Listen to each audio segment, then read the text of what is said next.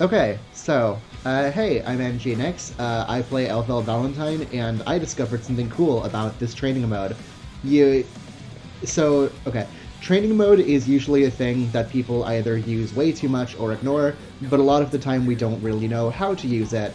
Fortunately, Guilty Gear Strive has a lot of, like, really in-depth training options. Like, you can change whether the opponent's standing or guarding, which I know is, it's a thing elsewhere. You can change, like, character-specific stuff, like whether you're shocked, whether you're stained, what item Faust will pull out, etc. But the thing I want to talk about is counterattack settings. So, my character, Elfelt, has a lot of options,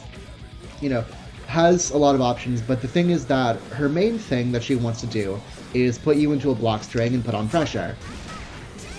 So, like, this Rekka, she can do, like, a high-low mix-up, etc., cross-up, you get it. But the thing is that during that pressure, there are gaps. There are times where you want to be able to do something where, like, there are times when you want to continue the offense, but the opponent can respond by, like, stuffing it, basically. So, what do you do in that scenario? Like, Kai here has a DP that's like a reversal. It's invincible on frame 1, so if you try to attack during that pressure, he'll punish you with a DP. So how do you check to see what works in training mode?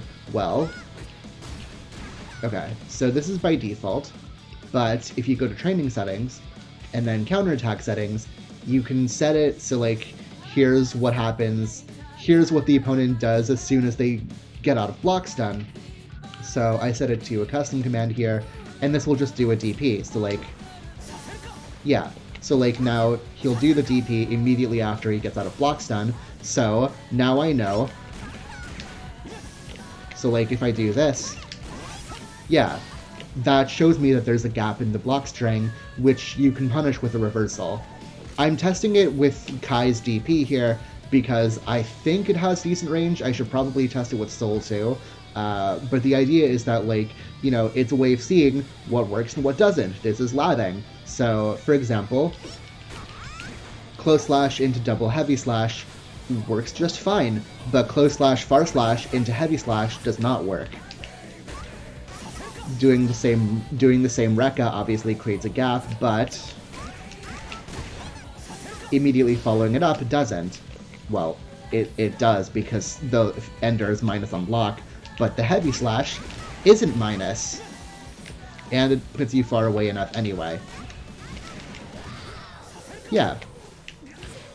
So there's a bunch of other stuff that you can do, like, just because I want to show off how cool the training mode is. For example, you can set the gauges to, for example, auto regen HP. You can set HP to be very low so that, for example, Kai is able to Dragon Install. You can have tension auto-regenerate, or you can have it as normal so that you can see how quickly tension regens. You can have it as a risk level very high, so, like, it'll always counter hit, or, you can just have the opponent always get counter hit. You can have the person alternate between, you can have them stand, crouch, jump, or, for example, switch between block at random, or they can block at random, so you can practice. I'll actually show that. Yeah, so, like, you can practice.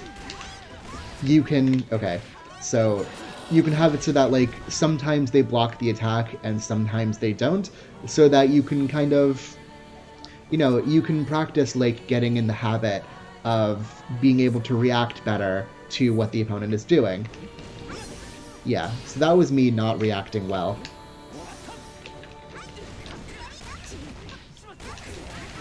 And that was me reacting decently, see? So, let me just... Yeah. So, it's definitely something I'll need to train more, but I know how to do it, and hopefully you do too. Really cool, right? The main thing I should say is that if you're going, you need to, for custom commands like doing a DP, you'll need to actually do the move. Like, you'll need to do it, and so try and like buffer the move in advance so that it does it frame 1, because it's really easy to make the mistake of just not, of doing it a bit too late, and so it doesn't really count as a reversal. You get the picture. Anyway, I will see you around. Meow.